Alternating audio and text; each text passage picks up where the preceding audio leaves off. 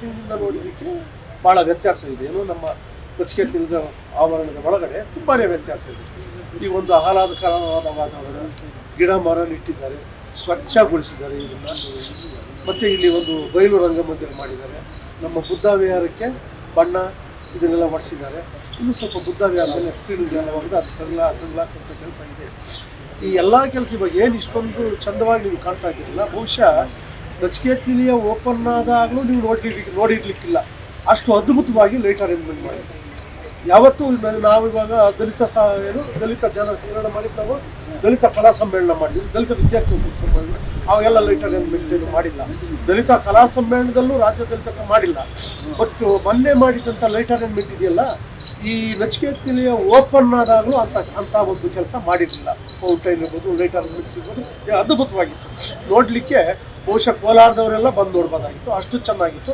ನಾನು ಬಹಳ ಹೊತ್ತು ಕೂತ್ಕೊಂಡು ಅದನ್ನೇ ಆಸ್ವಾದಿಸಿದೆ, ಅದನ್ನೇ ನೋಡಿದೆ. ನಾನು ಅದನ್ನು ನೋಡಿ ಆನಂದಪಟ್ಟೆ. ಯಾಕಂದರೆ ಈ ಎಲ್ಲ ಕಾರ್ಯಕ್ರಮಗಳ ಹಿಂದುಗಡೆ ನಮ್ಮ KC ರಾಜು ಇದ್ದಾರಲ್ಲ, ಆ KC ರಾಜುನೇ ಅದನ್ನು ಕೈಗೆತ್ಕೊಂಡು ಈ ರಂಗಮಂದಿರ ಆಗ್ಬೋದು, ಬುದ್ಧ ವಿಹಾರ ಆಗ್ಬೋದು, ಇಲ್ಲಿ ಸ್ವಚ್ಛದ ಕೈಗೆತ್ಕೊಂಡು ಒಂದಷ್ಟು ಜನ, ಒಂದು 20-30 ಜನನ ಹುಡುಗರು ಸೇರಿಸ್ಕೊಂಡು ನಾನು ಬಂದು ಇಲ್ಲಿ ಕೂತ್ಕೊಳ್ತಾ ಇದ್ದೆ. ಒಂದು 20 ದಿನ ಅಥವಾ ಒಂದು 30 ದಿನ ಈ ಕೆಲಸ ಮಾಡಿರ್ಬೋದು. 20 ದಿನ ಅಂತೂ ಮಾಡಿದ್ದಾರೆ ಕೆಲಸ. ಏನೋ ನಾನು ನೋಡಿದಾಗೆಲ್ಲ ಪಾಪ ಹುಡುಗರು ಕೂತ್ಕೊಳ್ತಾನೆ ಇರಲಿಲ್ಲ. ಅಲ್ಲಿ ಹೋಗೋದು, ಇಲ್ಲಿ ಹೋಗೋದು, ಏನೋ ಕೆಲಸ ಮಾಡೋದು, ಕಲ್ಲೆತ್ತೋದು. ಆ ರಾಜು ಆದರೆ KC ರಾಜಣ್ಣ ಟಾಯ್ಲೆಟ್ಗಳಲ್ಲಿ ಕ್ಲೀನ್ ಮಾಡ್ತಾಯಿದ್ದ, ಟಾಯ್ಲೆಟ್ಗಳಲ್ಲಿ ಪೈಪ್ ಇಟ್ಕೊಂಡು ಪಾಪ ಕ್ಲೀನ್ ಮಾಡ್ತಾಯಿದ್ದ. ಮತ್ತು ಅದಕ್ಕೆ ಸ್ಫೂರ್ತಿಯಾಗಿ ನಮ್ಮ ರಾಮಣ್ಣ ಅವರು ನಿಂತಿದ್ರು. ಈ ರಂಗಮಂದಿರ ಆಗಬೇಕು ಅಂತ ಹೇಳಿದ್ರು ಕೂಡ ಇವೆ. ಅದಕ್ಕೆ ರಾಜಣ್ಣ ಸ್ವತಃ ತನು ಮನ ಧನ ತಾನು ಕೊಟ್ಟು ದಾನಿಗಳ ಕೈಯಲ್ಲೂ ಕೂಡ ತಗೊಂಡು ಈ ಒಂದು ಇದನ್ನು ಮಾಡಿದ್ದಾರೆ. ಅದಕ್ಕೋಸ್ಕರ ಆ ರಾಜಣ್ಣನಿಗೆ ಮತ್ತು ರಾಜಣ್ಣ ಜೊತೆ ಕೆಲಸ ಮಾಡಿದಂಥ ಇಡೀ ತಂಡಕ್ಕೆ ತಾವೆಲ್ಲರೂ ಕೂಡ ದಯಮಾಡಿ ಒಂದು ಚಪ್ಪಾಳೆ ಹೊಡಿಬೇಕು. ನಿಜ, ನಾವು 77-78ರಲ್ಲಿ ನಾವು ಹೋರಾಟಕ್ಕೆ ಬಂದವರು ಶ್ರೀಧರನವರು ನೇತೃತ್ವದಲ್ಲಿ.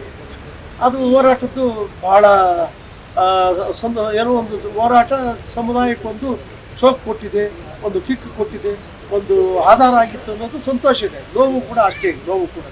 ನಾವು ಹಗಲು ರಾತ್ರಿ ಹೋರಾಟ ಮಾಡಿದ್ದೀವಿ. ಎಷ್ಟೋ ಕಡೆ ಮರ್ಡರ್ ಆಗಬೇಕಾಗಿತ್ತು. ಕೊಲೆ ನನ್ನ ಎದುರುಗಡೆನೇ ಕೊಲೆ ನಡೆಯುವಂಥ, ನನ್ನ ಎದುರುಗಡೆನೇ ಈಗಲೇ ನಮ್ಮನ್ನು ತಲೆ ಕೆಳಗೆ ಬೀಳುವಂಥ ಒಂದು ಸ್ಥಿತಿಯಲ್ಲೂ ನಾವಿದ್ದೀವಿ. ಇನ್ನು ಸಂತೆಕಲ್ಲಹಳ್ಳಿ ಅಂಥ ಸ್ಥಿತಿಯಲ್ಲಿ ಯಾರೂ ಇರಲಿಲ್ಲ. ಇಬ್ಬರೇ ನಾವು ಗೆತ್ತಲ್ಲಿದ್ದು, ಎಲ್ಲ ಓಡೇಬಿಟ್ರು. 300 ಜನ ಹುಡುಗರು ಓಡೇಬಿಟ್ರು, ಇಬ್ಬರೇ ಗೆತ್ತಲ್ಲಿ. ಅದು ಕೂಡ ನಮಗೆ ಅಷ್ಟೆಲ್ಲ ಕಷ್ಟಪಟ್ಟರು. ಈಗ ಭಾಳ ನೋವು ಇದೆ. ಸಂತೋಷನಿದೆ, ಇಷ್ಟು ಕಷ್ಟಪಟ್ಟಿದ್ದರಿಂದ ಈಗ ಭಾಳ ನೋವು ಇದೆ. ಯಾಕಂದರೆ ಏನಾಗ್ತಾ ಇದೆ ಅಂದರೆ, ಇದನ್ನು ನಮಗೆ ಹೇಳೋದ ಬೇಡ ಅಂತ ಗೊತ್ತಾಗ್ತದೆ. ಈ ನಮ್ಮ ಹುಡುಗರು ಯಾರೋ ಎಣ್ಣೆ ಹೊಡಿತಾ ಇರ್ತಾರೆ. ಎಣ್ಣೆಯಲ್ಲಿ ಚಿಕನ್ ಸಾಲೂನ್ ಅಂದರೆ ಬೆಳಿಗ್ಗೆ ದಲಿತ ಚಿಕನ್ ಸಂಘ ಅಂತ ಹೋಗ್ತಾರೆ. ಎಣ್ಣೆ ಸಾಲೂನ್ ಅಂದರೆ ದಲಿತ ಎಣ್ಣೆ ಸಂಘ. ಏನಪ್ಪ, ಬೋಂಡಾ ಸಾಲೂನ್ ಅಂದರೆ ದಲಿತ ಬೋಂಡಾ ಸಂಘ. ಬೋಂಡಕ್ಕೆ, ಚಿಕನ್ಗೆ, ಎಣ್ಣೆಗೆ ಒಂದು ಸಂಘ ಬೇಕಾಗಿದೆ. ಏನಪ್ಪ, ಒಬ್ಬರ ಮನೆಗೆ ಹಸಿಟ್ಟುಗೋಸ್ಕರ, ಒಂದು ರಾಗಿಗೋಸ್ಕರ, ಒಂದು ಅಕ್ಕಿಗೋಸ್ಕರ ಬೇಕಾಗಿದೆ. ಹೋರಾಟ ಇಡೀ ಸಮುದಾಯಕ್ಕೆ, ತಾನು ಮಾಡಿದ ಹೋರಾಟದ ಫಲ ಇಡೀ ಸಮುದಾಯಕ್ಕೆ ತಲುಪಬೇಕು, ಇಡೀ ಸಮುದಾಯಕ್ಕೆ. ಮತ್ತು ಒಂದು ಶಾಹ ಮಹಾರಾಜ, ನಾನಿಲ್ಲಿ ಬುದ್ಧ ವಿಹಾರದ ಅಧ್ಯಕ್ಷ. ನಾನು ಭಾಳ ಕಷ್ಟಪಟ್ಟಿದ್ದು, ಒಬ್ಬನೇ ಓಡಾಡಿ ಭಾಳ ಕಷ್ಟಪಟ್ಟು ಇದನ್ನು ಇಷ್ಟು ಮಾಡಿದ್ದೀನಿ. ಆದರೆ ನನಗೆ ಎಲ್ಲ ಕಡೆ ಹಿಂಗೇನೋ ಕರೆದಾಗ ಈ ಬುದ್ಧ ವಿಹಾರದ ಅಧ್ಯಕ್ಷ ಅಂತ ಹೇಳಿದ್ರೆ ನನಗೊಂದು ಸ್ವಲ್ಪ ಖುಷಿ. ಯಾಕಂದರೆ ಕಷ್ಟಪಟ್ಟಿದ್ದೀನಲ್ಲ, ಭಾಳ ಮಾತು ಖರ್ಚು ಮಾಡಿದ್ದೆ, ತುಂಬಾ ಮಾತು ಖರ್ಚು ಮಾಡಿದೆ. ಆಫೀಸ್ಗಳಲ್ಲಿ ಹೋಗಿ 5-10 ಸಾವಿರ ತರಬೇಕಂದ್ರೆ ಎಷ್ಟು ಮಾತು ಆಡಬೇಕು ಅಂದರೆ ಇಷ್ಟೆಲ್ಲ ಮಾತಾಡಬೇಕಲ್ಲಪ್ಪ ಅನ್ನೋದು ನನಗೂ ನೋವಾಗಿದೆ.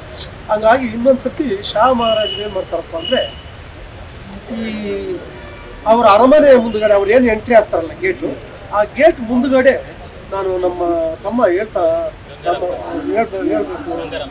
ಹೇಳಿದ್ದಾರೆ. ಭಾಳ ಮುಖ್ಯದ ಎಲ್ಲೂ ಮರೀಬಾರ್ದು. ನಮ್ಮ ಗಂಗಾರಾಮ್ ಕಾಂಬ್ಳೆ ಅಂತ ಇರ್ತಾರೆ, ಅವ್ರನ್ನ ಕರೆಸಿ ಹೇಳ್ತಾರೆ ಕಾಂಬ್ಳೆಗೆ, ಯಾರು ಇವರು ಮಹಾರಾಜ, ನೋಡಪ್ಪ ನೀನು ನಮ್ಮ ಗೇಟ್ ಮುಂದುಗಡೆ, ಅವ್ರು ಎಸ್ ಅಂದರೆ ಒಲೆ ಮಾದಿಗ ಅಂದರೆ ಇದೇ ಥರದ ಜನಕ್ಕೆ ಸೇರೋಗ್ತಾರೆ. ನೀನು ನಮ್ಮ ಗೇಟಲ್ಲಿ ಸತ್ಯ ಸುಧಾಕರ್ ಅಂತ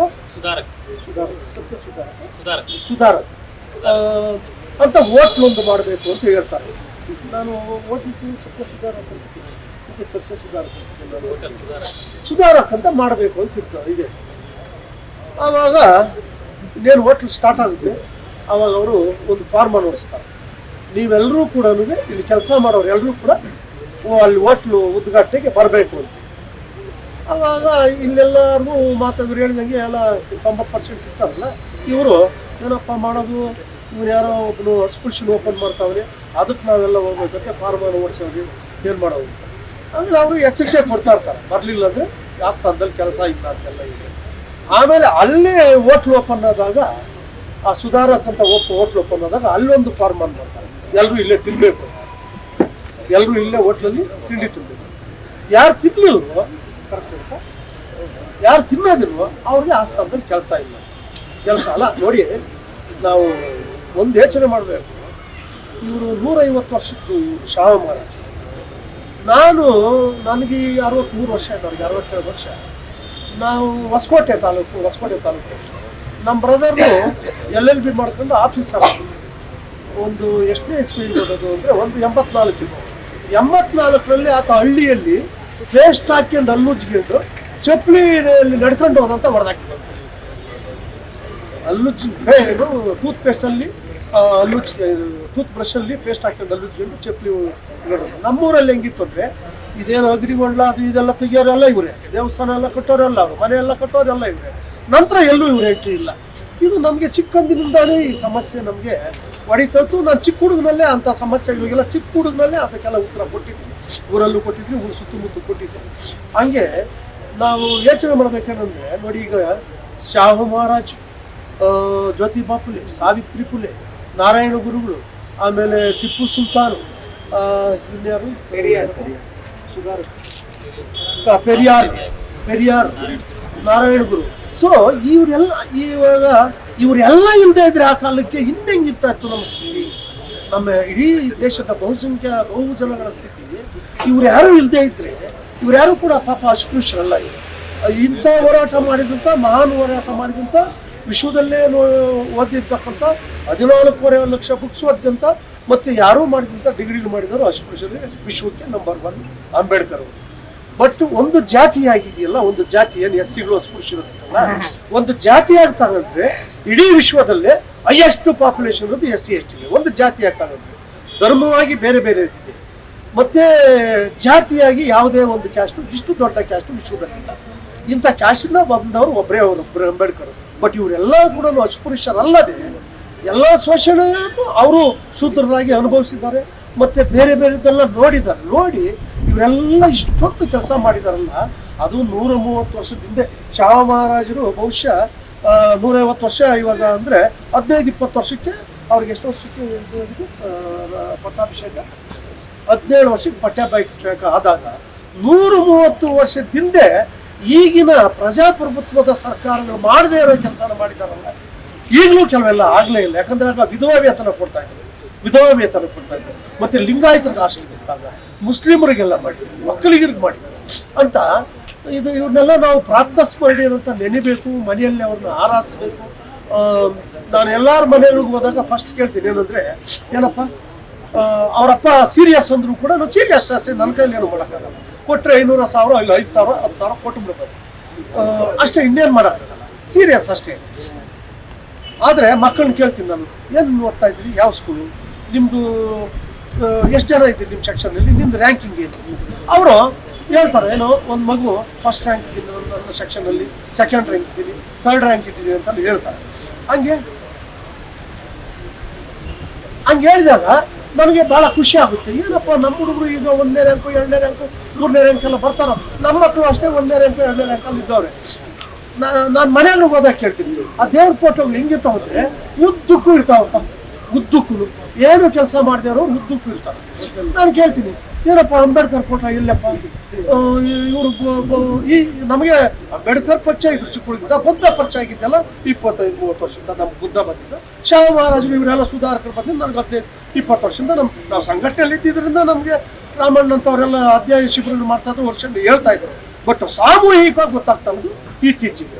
ನಾನು ಕೇಳ್ತೀನಿ ಆವಾಗ, ಅಣ್ಣ ಅಂತ ಏನಪ್ಪ ಅಂತೀವಿ, ಸಾಹೇಬ್ರು ಇಲ್ಲೇ ಅವ್ರು ಹೃದಯದಲ್ಲಿದ್ದಾರೋ ಅಂತ. ಇವರು ದೇವ್ರಿಗೂ ಆಗೋಣ ಅಲ್ಲೇ ಅವ್ರಿಗೆ ಇನ್ಮೇಲೆ ಒಂದು ಕೆಲಸ ಮಾಡು ಅಂತೀವಿ, ಏನೋಣ ಅಂತ. ಅವ್ರನ್ನೆಲ್ಲ ತೆಗೆದಾಕ್ಬಿಟ್ಟು ಹೃದಯದಲ್ಲಿ ಇಟ್ಟು ಬಾಬಾ ಸಾಹೇಬ್ರನ್ನ ಬುದ್ಧನ್ನ ನಮಗೆ ಸುಧಾರಕರನ್ನ ಲ್ಯಾಪ್ ನೀನು ಹೃದಯದಲ್ಲಿ ಅವ್ರು ಇಟ್ಕೊಂಬೇಡ. ನಿನ್ನ ಹೃದಯದಲ್ಲಿ ಯಾರು ನೋಡಕ್ಕಾಗಲ್ಲ, ಏನಪ್ಪ ನೋಡಕ್ಕಾಗಲ್ಲ. ದೇವರುಗಳೆಲ್ಲ ಹೃದಯದಲ್ಲಿ ಇಟ್ಕೊ. ಬಾಬಾ ಸಾಹೇಬ್ ಹೃದಯದಿಂದ ತೆಗೆದಾಕಿ ನಿನ್ನ ಹೃದಯದಲ್ಲಿ ಮನ್ಸಲ್ಲಿ ಬೇಡ ನಿನ್ನೊಬ್ಬನಿಂದ. ಆದ್ರೆ ನಿಮ್ಮ ಮನೆಗೆ ಬಂದಾಗ 100 ಜನ ಬರ್ತಾರಲ್ಲ, ಕನಿಷ್ಠ 50 ವರ್ಷಕ್ಕೆ 100 ಜನ ಬರ್ತಾರಲ್ಲ, ಅವ್ರು ನೋಡಿ ಅವ್ರಿಗಾದ್ರೂ ಸ್ಫೂರ್ತಿ ಆಗಿ ಹಂಗೆ ದಯಮಾಡಿ ಅವ್ರನ್ನೆಲ್ಲ ಯಾಕೋ ಇವ್ರನ್ನೆಲ್ಲ ಕಿತ್ತುಬಿಟ್ಟು ಹೃದಯದಲ್ಲಿ ಇಟ್ಟು ಅಂತ ಹೇಳಿ ಇಷ್ಟು ಮಾತಾಡೋದು. ಅದನ್ನ ಸ್ನೇಹಿತರೆ, ಇವತ್ತು ಕೋಲಾರ ನಗರದಲ್ಲಿ ನಚಿಕೇತನ ಹಿಂಭಾಗದಲ್ಲಿ ಬಯಲು ರಂಗಮಂಟಪದಲ್ಲಿ ಛತ್ರಪತಿ ಶಿವಾಜಿ ಮಹಾರಾಜರ 152ನೇ ಜಯಂತಿಯನ್ನು ಆಚರಣೆ ಮಾಡಿದ್ವಿ. ಛತ್ರಪತಿ ಶಿವಾಜಿ ಮಹಾರಾಜರು ಮೀಸಲಾತಿಯ ಜನಕ ಅಂತ ಹೇಳಿಬಿಟ್ಟೆ ಕರೀತಾರೆ. ಯಾಕಂದರೆ ಭಾರತ ದೇಶಕ್ಕೆ ಮೊಟ್ಟ ಮೊದಲ ಬಾರಿಗೆ ಮೀಸಲಾತಿಯನ್ನು ಇಂಟ್ರೊಡ್ಯೂಸ್ ಮಾಡಿದಂಥವರೇ ಛತ್ರಪತಿ ಶಿವಾಜಿ ಮಹಾರಾಜರವರು.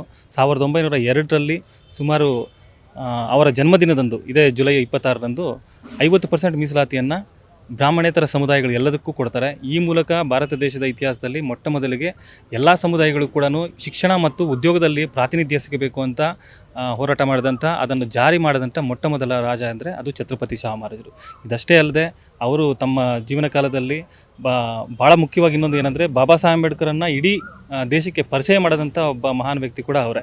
ಹಾಗಾಗಿ ಛತ್ರಪತಿ ಶಿವಾಜಿ ಮಹಾರಾಜರು ಇತಿಹಾಸ ಪುಟಗಳಲ್ಲಿ ಭಾಳಷ್ಟು ಅವರ ಬಗ್ಗೆ ಕಡಿಮೆ ಒಂದು ವಿಷಯವನ್ನು ಜನಗಳಿಗೆ ಮುಟ್ಟಿಸ್ತಾ ಇರೋದು ಅದು ಒಂದು ರೀತಿ ದುರಂತ ಅಂತ ನಾವು ಭಾವಿಸ್ತಾ, ಈ ಒಂದು ಕೋಲಾರದಲ್ಲಿ ಏನು ಮಾಡ್ತಾಯಿದ್ದೀವಿ ಅಂದರೆ ಈ ಒಂದು ಛತ್ರಪತಿ ಶಿವಾಜಿ ಮಹಾರಾಜರ 152ನೇ ಜಯಂತಿಯನ್ನು ಇಲ್ಲಿ ಆಚರಣೆ ಮಾಡಿದ್ದೀವಿ. ಧನ್ಯವಾದಗಳು.